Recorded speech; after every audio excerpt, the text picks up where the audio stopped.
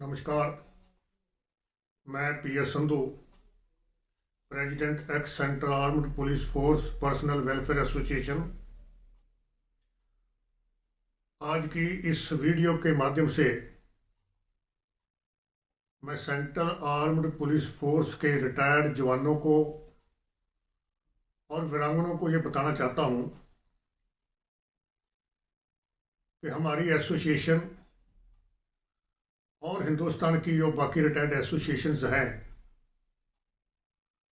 वो time to time central government के साथ अपने पत्राचार के थ्रू, चाहे मीटिंग्स के थ्रू वार्तालाप करते रहते हैं कि सेंट्रल पैरामिलिट्री फोर्सेस की जवानों की जो मांगे हैं वो जल्दी से जल्दी स्वीकार की जाए। इन मांगों के अंदर एक मांग जो है वो ये है कि सेंट्रल आर्म्ड पुलिस फोर्स के रिटायर्ड जवानों के लिए डिस्ट्रिक्ट लेवल में अर्धसैनिक बोर्ड होना चाहिए। हमारी x central armed police force personnel welfare association ने कई बार पत्राचार के थ्रू सेंट्रल गवर्नमेंट से अप्रोच किया है कि डिस्ट्रिक्ट लेवल में पूरे हिंदुस्तान में जैसे आर्मी का सैनिक बोर्ड होता है ऐसे पैरामिलिट्री फोर्स का भी अर्धसैनिक बोर्ड होना चाहिए। मैं बहुत धन्यवाद करना चाहता हूं माननीय हरीश चंद्रा मीना जी का, जिन्होंने के 10 दिसंबर को लोकसभा में हमारा ये जो पॉइंट है इसको उठाया है। माननीय मेंबर पार्लियामेंट श्री हरीश चंद्रा मीना जी ने सेंट्रल गवर्नमेंट से ये सवाल किया है कि क्या सेंट्रल गवर्नमेंट ने x central armed police force personnel welfare association की तरफ से आई हुई रिक्वेस्ट कि अर्धसैनिक बोर्ड भी होना चाहिए, उसके ऊपर कोई कार्रवाई की है? अगर की है तो उसकी डिटेल बताई जाए। इस क्वेश्चन का जो जवाब है वो माननीय minister of state for home Shri Nityanand ji Rai ने 10 दिसंबर को 2024 को लोकसभा में दिया है। माननीय गृह मंत्री जी ने ये बताया है कि हिंदुस्तान में सेंट्रल आर्म्ड फोर्सेस के वेलफेयर के लिए, उनके रीसेटलमेंट के लिए, उनके हेल्थ केयर के लिए, जहाँ उनको और सहूलतें देने के लिए वार्ब जो है वो गठित किया हुआ है।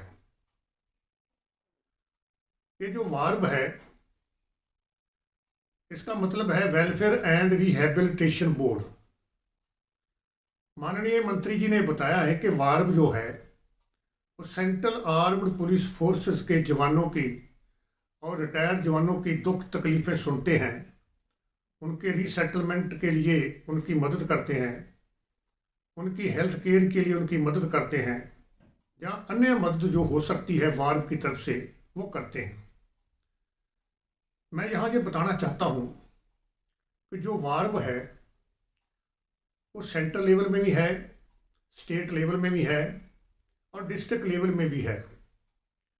पर वो जो वार्ब है उसके जो कमांडर है, जहाँ उनके जो इंचार्ज बनाए गए हैं वो सर्विंग या तो आईजी होते हैं या डीआईजीज होते हैं या कमांडेंट्स होते हैं उस एरिए के, जिस एरिए का वो वार्ब का दफ्तर हो। ये वार्ब के जो दफ्तर हैं ये जो यूनिट्स हैं वहाँ होते हैं। वहाँ ये मीटिंग होती है 3 महीने के बाद और कई जगह में होती भी नहीं है। पर इस वार्ब का कोई संतोषजनक जो है वो रिजल्ट नहीं मिल रहा है। हमारा कहना यह है कि जैसे आर्मी में सैनिक बोर्ड जो है वो संवैधानिक तौर पे अप्रूव है, उसको पार्लियामेंट ने पास किया है। हमारा अर्धसैनिक बोर्ड जो है वो संवैधानिक पास होना चाहिए पार्लियामेंट के थ्रू, और उसके जो बोर्ड है उसकी जो डेजिग्नेशन है उसके जो है वो अलग होने चाहिए। ना कि वो सर्विंग ऑफिसर होने चाहिए। जैसे सैनिक बोर्ड है, उसका जो इंचार्ज ऑफिसर इंचार्ज होता है वो रिटायर्ड कर्नल होता है, डिस्ट्रिक्ट लेवल में जो होता है, और उसको रिटायर्ड ऑफिसर डील करते हैं। उसके अंदर उनके रिटायर्ड जो है वो मेंबर होते हैं। ऐसे ही पैरामिलिट्री फोर्स का जो है अर्ध सैनिक बोर्ड जो है डिस्ट्रिक्ट लेवल में और स्टेट लेवल में होना चाहिए, और उसके जो ऑफिसर इंचार्ज हों वो रिटायर्ड पैरामिलिट्री फोर्स के ऑफिसर होने चाहिए, और उसके मेंबर भी जो है वो रिटायर्ड पैरामिलिट्री फोर्सेस के ही होने चाहिए, ताकि वो रिटायर्ड जवानों की, वीरांगनों की प्रॉब्लम्स को समझ सकें और उनका हल निकाल सकें। मैं जहाँ ये पूछना चाहता हूँ कि ये जो वार्ब है, क्या ये संविधानिक है? क्या इसको पार्लियामेंट ने पास किया है? नहीं, इसका एक जस्ट नोटिफिकेशन निकाला हुआ है एमएचए ने कि वार्ब जो है वो अपॉइंट किया जाता है। ये तो किसी समय भी कोई भी सरकार आएगी, किसी समय भी तोड़ दिया जा सकता है।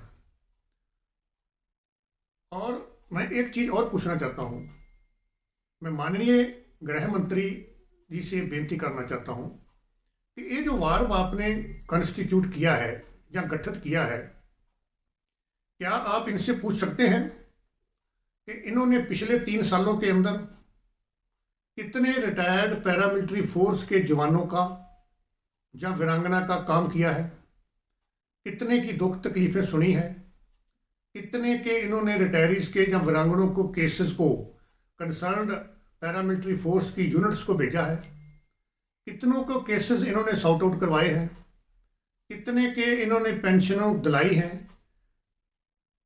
ऐसा नहीं हो रहा है। ये वार्ब एक जस्ट जो है एक फॉर्मेलिटी है, इसमें कोई इसका कोई संतोषजनक जो है वो रिजल्ट पैरामिलिट्री फोर्स के रिटायर जवानों को नहीं मिल रहा है। इसलिए हम ये चाहते हैं कि अर्ध सैनिक बोर्ड जो है वो गठित किया जाए, संवैधानिक तौर पर गठित किया जाए, और पार्लियामेंट के थ्रू उसको पास करके ही गठित किया जाए, और उसके जो ऑफिसर इंचार्ज हैं, जो वो मेंबर हैं, वो रिटायर्ड पैरामिलिट्री फोर्सेस के होने चाहिए। तभी वो रिटायर्ड जवानों की, वीरांगनों की दुख तकलीफ सुन सकते हैं। आज की डेट में पैरामिलिट्री फोर्स के दफ्तरों के अंदर, पैरामिलिट्री फोर्स के अकाउंट ऑफिसर्स जो दिल्ली में स्थित हैं, उसमें पैरामिलिट्री फोर्स के रिटायर्ड जवानों के और वीरांगनों के लंबे समय से केसेस जो हैं पेंडिंग हैं। कईयों को पेंशन नहीं लगी हुई है, कईयों को एरियर्स नहीं मिले हुए हैं। वो रिटायरीज जो है अपने पत्राचार कर करके थक गए हैं, वो बूढ़े हैं, बुजुर्ग हैं, 80 साल से ऊपर हैं, वो नहीं चल सकते, नहीं जा सकते दिल्ली में। तो इस वार्ब का क्या बेनिफिट है? मैं ये बताना चाहता हूँ कि वार्ब की जगह में अर्ध सैनिक बोर्ड जो है वो डिस्ट्रिक्ट लेवल में होना चाहिए और स्टेट लेवल में होना चाहिए, और उसके ऑफिसर इंचार्ज जो है वो रिटायर्ड पैरामिलिट्री फोर्स के ऑफिसर होने चाहिए, और उनके मेंबर जो है सभी रैंक्स के रिटायरीज जो है वो उस अर्ध सैनिक बोर्ड के मेंबर होने चाहिए। तभी ही हमारे को ये बेनिफिट मिल सकता है। हम ये नहीं चाहते कि वार्ब का नाम बदली किया जाए। अगर अर्ध सैनिक बोर्ड नहीं बनाना है, वार्ब ही रखना है, तो भी वार्ब का जो ऑफिसर इंचार्ज है डिस्ट्रिक्ट लेवल का और स्टेट लेवल का, वो रिटायर्ड पैरामिलिट्री फोर्स का ऑफिसर होना चाहिए, और वार्ब के मेंबर जो हैं वो भी रिटायर्ड पैरामिलिट्री फोर्स के सभी रैंक के होने चाहिए। तभी उस वार्ब का जो है आउटपुट मिल सकता है। अभी जो है वार्ब जो पूरे हिंदुस्तान में बना रखा है, पर उसका कोई संतोषजनक कुछ रिस्पॉन्स नहीं है, कुछ काम ऐसे नहीं हो रहे हैं। अगर हम पंजाब की एग्जांपल दें तो हमारे पास ऐसी एग्जांपलें हैं कि जो रिटायरीज के लंबे समय से मुद्दे जो हैं, वो जो पे एंड अकाउंट्स डिवीज़न होते हैं, दिल्ली के स्थित दफ्तर हैं, उनके अंदर हैं, या उनके कंसर्न यूनिट्स हैं, उनके हेडक्वार्टर्स हैं, उनके अंदर पेंडिंग पड़े हुए हैं, जो कोई सुलझे नहीं हैं, जिसकी वजह से पैरामिलिट्री फोर्स के रिटायर जवानों को और वीरांगनों को धक्के खाने पड़ रहे हैं, और उनकी कोई सुनवाई नहीं हो रही है। इसलिए वो फिर बाद में हमारी एसोसिएशंस में आते हैं।